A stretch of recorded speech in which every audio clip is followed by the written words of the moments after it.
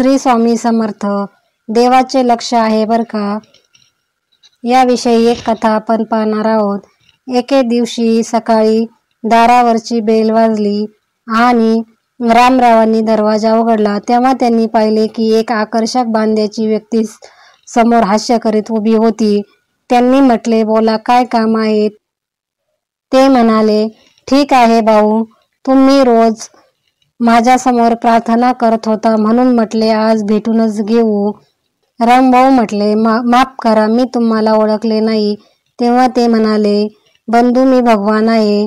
तू रोज प्रार्थना करत होतास म्हणून मी आज पूर्ण दिवस तुझ्या बरोबर राहणार आहे.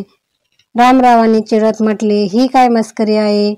अहो, ही मस्करी नाही, सत्य आहे. फक्त तूच मला पाहू शकतोस. तुझ्याशिवाय मला कोणीही पाहू किंवा ऐकू शकणार नाही.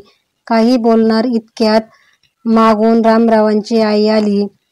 एकटा काय उभा आहेस इथं? काय करतो? चला, चहा तयार आहे, आत येऊन चहा घे.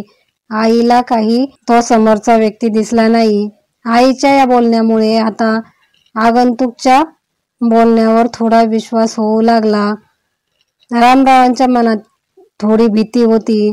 चहाचा पहिला घोट घेतल्याबरोबर रामराव रागाने ओरडले, अगं आई, चहामध्ये इतकी साखर का घालतेस?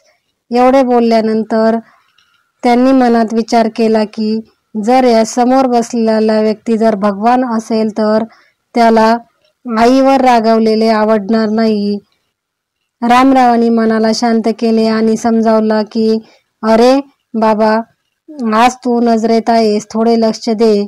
बस, रामराव जिथे असतील तिथे प्रत्येक ठिकाणी ती समोरची व्यक्ती आली. थोड्या वेळाने रामराव आंघोळीसाठी निघाले तर ती अनोळखी व्यक्ती सुद्धा त्यांच्या बरोबर होती.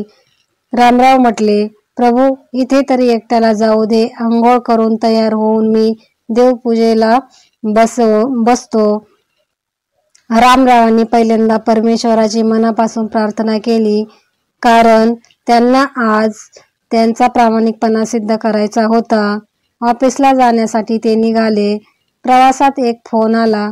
फोन उचलणार इतक्यात आठवले, त्यांच्याबरोबर प्रभूची नजर आहे. गाडी बाजूला थांबवली, फोनवर बोलले आणि बोलत असताना म्हणणार होते की या कामाचे पैसे लागतील, पण का कोण जाणे. तसे न बोलता ते म्हटले, तुझे काम होईल. ऑफिसमध्ये पोहोचल्यावर त्यांनी त्यांचे काम केले. स्टाफवर रागवले नाही किंवा कुठल्याही कर्मचाऱ्याबरोबर वादविवाद केला नाही. रोज त्यांच्याकडून विनाकारण अपशब्द बोलले जायचे, पण त्या दिवशी तसे काही न बोलता, काहीही न म्हणता ठीक आहे, होऊन जाईल काम असे म्हणत सहजपणे सर्व कामे केली. आयुष्यातील हा पहिला दिवस होता ज्या दिवशी रामरावांच्या दिनचर्येत राग, लोभ, अभिमान, दुष्टता, अपशब्द, अप्रामाणिकपणा, खोटेपणा कुठेही नव्हता. संध्याकाळी ऑफिसमधून रामराव घरी जायला निघाले. कारमध्ये बसले आणि बाजूला बसलेल्या प्रभूंना म्हणाले, भगवान, सीट बेल्ट बांधा, तुम्ही पण नियमांचे पालन करा. प्रभू हसले आणि रामरावांच्या आणि त्यांच्या चेहऱ्यावर समाधान होते. ते घरी पोहोचले. रात्रीच्या भोजनाची तयारी झाली. रामराव जेवायला बसले. प्रभू, प्रथम तुम्ही घास घ्या, रामराव म्हणाले. त्यांनी हसून घास घेतला. जेवण झाल्यानंतर आई म्हणाली, आज पहिल्यांदा तू जेवणाला नावे न ठेवता, काही दोष न काढता जेवलास. काय झाले? आज सूर्य पश्चिमेला उगवला की काय? रामराव म्हटले, आई, आज माझ्या मनात सूर्योदय झाला आहे. रोज मी फक्त अन्नच खात होतो, आज प्रसाद घेतला. माता आणि प्रसादात कधी काही उणीव नसते. थोडा वेळ शतपावली केल्यानंतर रामराव खोलीत गेले आणि निश्चित व शांत मनाने उशीवर डोके टेकवले झोपी जाण्यासाठी.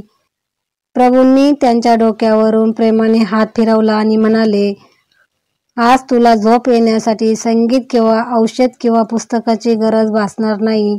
खरोखर रामरावांना गाढ झोप लागली. ज्या दिवशी आपणास हे कळेल की तो पाहत आहे, आपल्या हातून सर्व काही चांगले घडेल. श्री स्वामी समर्थ.